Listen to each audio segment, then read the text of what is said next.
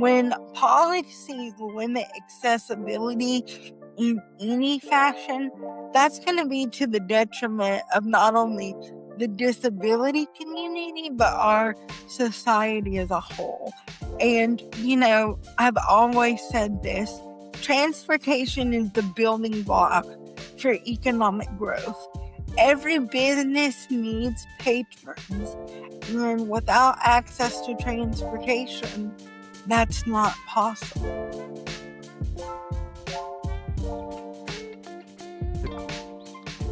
Hi, everybody. Welcome to Accessibility Now, a podcast from the Statewide Independent Living Council of Georgia. I'm your host, Matt Shedd, and I'm here with Jordan Hall, who is the mobility coordinator for the Statewide Independent Living Council. Jordan, thanks for joining us again. Of course. Thanks for having me, Matt. Always love having you. Yeah, absolutely. So, I have a project with the Atlanta Regional Commission that I've been working on with the app that is launching live, but something that has also been very relevant in this season are the rural human services transportation plans and non-emergency medical transportation, which have the potential to be profoundly affected by Medicaid cuts. Something that I don't think a lot of people understand when we talk about Medicaid is that Medicaid is the sole coverage and purpose for non-emergency medical transportation. So in order to even be eligible for non-emergency medical transportation services, you have to be a Medicaid recipient. If you are not a Medicaid recipient, you are not eligible for the non-emergency medical transportation. And this specifically, when talking about rural areas, would make healthcare or primary care visits nearly impossible for Georgia residents with disabilities living in rural areas, particularly if they are in a power chair of any kind. It just would eliminate a lot of the transportation providers that are available. Yeah, that would be devastating. So what would those people do if that gets removed? That's the thing. It would have to be switching to virtual appointments almost completely. And while, during the pandemic, we did see a rise in virtual visits, there's certain issues varying on the disability that cannot be handled unless the person is in the facility. For example, we have a consumer that has a traumatic brain injury that not only do they need non-emergency medical transportation, but due to their state in the injury, they need the help of the ambulance to get them on the non-emergency medical transportation. There's wound care that needs to be done for individuals, and none of that can be done unless the transportation access is granted. And especially with wound care, that's something that is so vital. Wound care or a lack thereof can lead to very serious worsening health conditions, including things like sepsis and infection. We're currently in Georgia fighting for policymakers, lawmakers to understand that transportation is beyond just healthcare. But with these proposed cuts that are taking place, they're not even getting access to the basic healthcare amenities that they've got to have. So is there any room for the state, or is it likely that the state will step in and help with some of this funding? Now, the state is actively working on doing everything they can to expand transportation.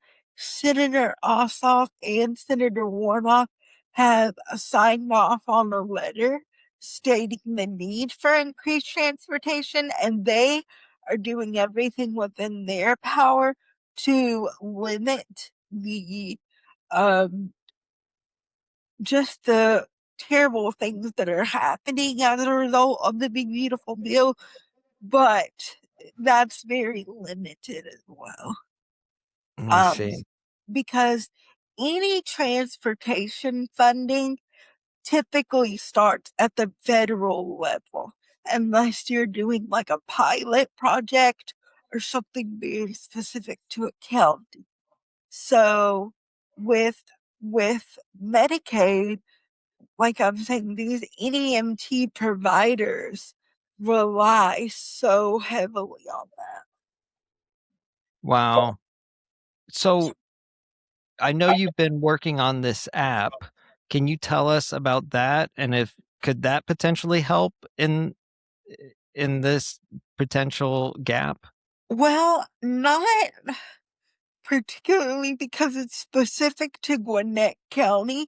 So the app, what it will do is it will let you know the accessibility of a facility before you book your transportation so that you know whether the building has the amenities that you need. It will also alert traffic signals if an individual with a disability is traveling, and if the individual's on-time performance has gone down, the vehicle will get fewer red lights and more green lights. And it has a pedestrian feature where if the individual uses any kind of mobility device, they will get longer cross times within the crosswalk. Wow, that's amazing. So this must have been a huge undertaking to get this to come about. Yes, we submitted the application in 2021, so we're in 2026 and we're finally live and ready to start. So it's been a long process, but the goal with this was to hopefully replicate it into other counties so that it could eventually be statewide. Because the thought here was if an individual is traveling somewhere, even if they're able to get where they need to go, if they don't know the accessibility of the building, it may be a wasted trip. The goal with this is for individuals with disabilities to be able to travel as independently as possible. It even has a feature where the rider can assign a trusted companion and the companion can follow the trip so that they know each milestone that the person is making within the trip. Wow, incredible. So the person would download the app and then what? And then they would get the option for their mobility profile. We went through a lot of different scenarios for what the mobility profiles would look like, and we've gotten them down to 3 questions. So the individual will be able to communicate what their mobility needs are and whether they need additional assistance from the drivers as well, and then put that into the system. And then they just put the destination of their trip, and it will give them real time updates as well as um, turn by turn directions. And at the Gwinnett Justice Center, it will actually give them um, a way to get to the desk if they have a visual impairment so that they can be guided to where they need to go. Oh, wow. So what's the name of this app? It is GMAP, Georgia Mobility Access Planner. Well, one of the key features and key components of the project was doing an inventory of the sidewalks so that they could discuss the mobility barriers or different paths that the user may encounter. So Georgia Tech actually worked on that, and they have a system for doing it. And so they know how to replicate it. It's just getting it into the other existing systems. But that's one of the great features about the project is that we will be able to give the data to show what was beneficial, what worked, what methodology was used as well. Oh, wow, great. So then hopefully other counties can use that as a template and save themselves a lot of cost in terms of coming up with it and implementation. Absolutely. Oh, that's great. So in the few minutes we have left, is there anything else that you've been working on or that's been on your mind in terms of Georgia and transportation? I think just in general, it is becoming an overarching theme that policymakers need to be made aware of how much stems from one policy. Like when we're talking about the Medicaid cuts, like we were talking about, people typically wouldn't consider how that affects transportation because if you're not a Medicaid recipient, you don't receive it. But I think it's again increasing the visibility and recognizing that when policies limit accessibility in any fashion, that's going to be to the detriment of not only the disability community, but our society as a whole. And, I've always said this, transportation is the building block for economic growth. Every business needs patrons, and without access to transportation, that's not possible. Is there anything else that you would want to leave our audience with, if you had a parting thought?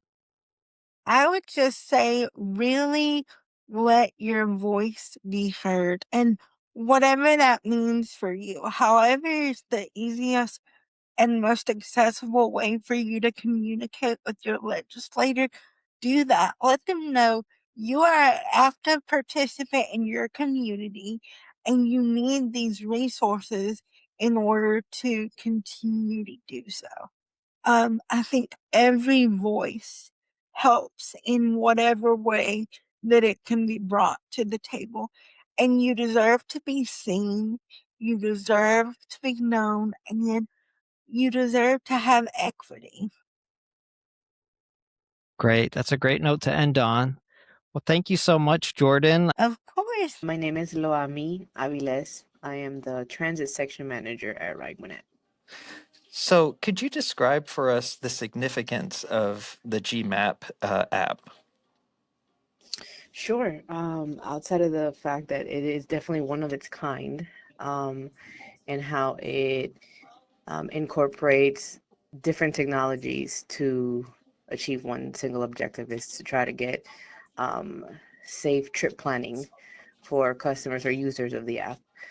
I think it allows the app to provide some independence to our users, to give them that good feeling, that safe and guarantee that they can navigate in Gwinnett County along our transit system, and to get from their point A to point B safely, with the safest route, and whether it's using transit or just having access to sidewalks or building accessibility. And I think that's impactful because we're trying to just achieve that individuals who might have limitations, or that they might feel like they have limitations, to give them that sense of independence to be able to just live their lives. Yeah, no, that's great. I mean, it's a huge accomplishment, and I imagine it was a massive undertaking. Could you kind of describe when it went into the process of putting this all together? Sure.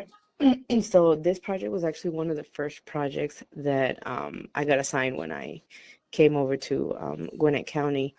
And so I sort of went through the whole process of concept design through development and then implementation. And so one thing that stood out when I was just recently having another interview with Jordan Hall, and she pointed it out really well, was the fact that the project was focused on ensuring that those individuals who felt like they had limitations were heard and had a seat at the table. And so the app did go through an extensive process to ensuring that all the different what would you call disabilities out there were being had a voice and were being heard. Mm, And so I think that's a pretty cool thing about the development of the GMAP app. absolutely. Um, so what would you or want people that have a disability to know about this app in terms of what is possible for them in their everyday lives?